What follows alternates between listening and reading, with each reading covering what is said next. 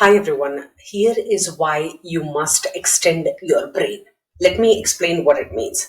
Why do you have to build a second brain outside of your physical body? By that I mean journaling, note taking, digital garden, whatever you want to call it, you will have to have something outside of your working memory because working memory only holds three things at a time. You cannot overload it, especially if you are in the creative field. So as a writer, as a blogger, I just cannot survive without my OneNote. My Microsoft OneNote is where I save all my ideas, my story ideas, my non-fiction essay ideas, and my funny roast video ideas, without which I'm completely, it feels like a disability if I can't access my OneNote. So OneNote is just one tool. You can have many similar tools. Whatever it is, are you cataloging all your ideas and immediately putting them off onto a place where you can focus on the thing at hand so that you're not consumed by, I'll forget this, I'll forget that. What about this idea? How do I connect the dots? There's so many things that keep happening in the day. Carrying a notebook, sheet of paper, or your notes on your iPhone or Samsung, it's a non-negotiable for those of us who want to achieve great things. So here is how you extend your brain. I've written about it extensively about something called the journal keeping, note taking, or the commonplace book. And I also have a book recommendation. Reading that book actually solidified my idea of, okay, great, I am note taking and this all means something. All this will lead to help me connect the dots, see patterns, and establish new ideas so that I can generate new content about it. You have some experiences in life and you are living your life in a certain way based off of those experiences. You learn a new thing. Now you will stop doing things the old fashioned way and start living your life based off of the new ideas. So all this is possible by note taking, by journaling, by helping you see patterns, connecting the dots and all that. So let us see how that is possible. What is brain extending? Okay, brain extending is we don't usually live in the present moment because we are always, especially since the past 15-20 years of the digital revolution, we are living in a world of information overload, which is leading to information exhaustion and information anxiety. And imagine most of us who are knowledge workers, who have to use our brains for making a living, if we are so overwhelmed by all the information fire hoses that are coming towards us, how will we function without having a place to sort these out and look at them in our downtime? So how do you externalize your memory? This is what I'm talking about here.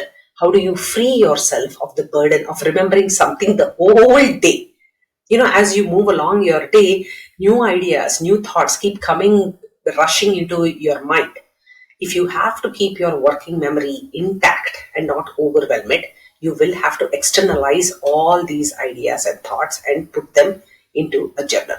Okay, there are many steps, practical steps that you can take that is being addressed in a book called Building a Second Brain by Tiago Forte. When I read this book, it just made so much sense. And now I'm so much better at organizing my ideas and only putting things into my journal that I think have absolute amazing, surprising value for them. Because there are a lot of things that I already know, I'm already familiar with, but a few times in my day, I come across some very novel ideas that I want to take note of and build on top of existing knowledge that I already have and this newfound idea that I have and create something brand new out of it. So some of the key ideas from the book are, what are the different ways to grow your notebook?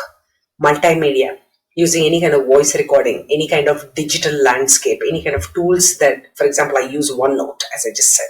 Okay, it can be any different kind of thing that can help you record keep.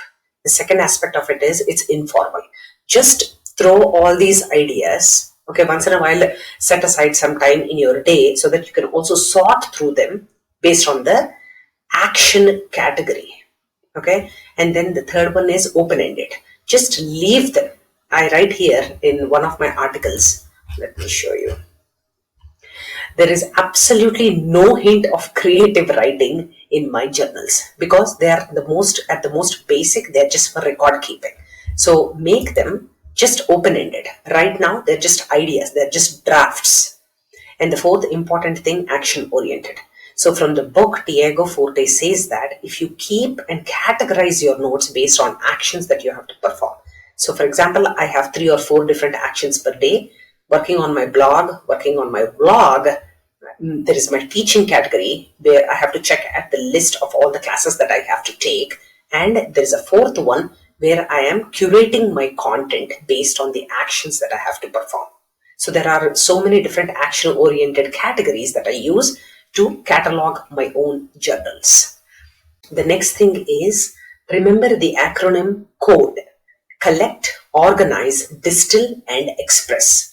What Mr. Forte is saying is collect all the ideas, organize them, distill them, cut, edit, and connect the dots between all the other learnings that you have from the past, and then express them. Then you will find a lot of content that you can independently generate based on all the ideas that you have learned so far about a particular subject.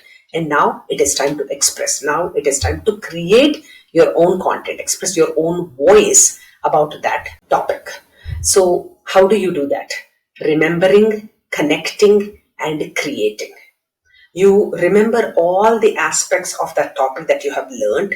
You then connect the dots between the past experiences and now whatever you're learning and curating, and then generate great content.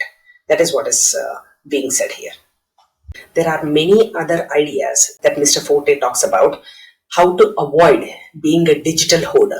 There's some very practical tips about collecting the essential, the most surprising things that you come across. And the most important thing about the book is how do you compound the effects of all your ideas and your thoughts based on this awesome journaling journey of yours. So let me show you how a commonplace book has helped me, and I have an example of how my diary looks like. So this is what I had written a few years ago. Want to thrive in life? Start a journal. So I am a compulsive note taker, and I am what people might call a logophile. I have this habit of writing down everything that I hear and everything that I have just come up with or thought about, because I don't want to lose any of my train of thoughts about a particular subject that I'm thinking about. So what is a commonplace book? A commonplace book has its origin, as Mr. Forte will also say in his book, for decades and for generations, people have kept notebooks where they have obsessively written down every single aspect of a specific topic that they are thinking about or want to learn more about. Okay, so this is how one of my journals looks like. This is from 2016. My handwriting has significantly gone down. I also have a digital garden. I have a digital OneNote, and I also make paper journals. Whenever I remove them from the books, it means that this needs to get filed ASAP and tossed out into the trash. That is an indication for me. And look at this, how I feel when a task is finished, but the bigger picture, more deadlines are awaiting.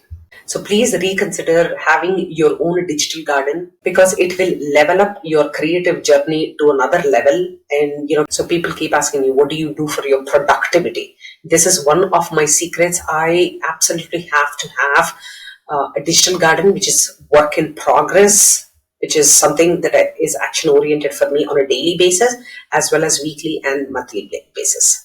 So good luck for your second brain. Please think of extending your brain and see your productivity skyrocket. Thank you. Bye.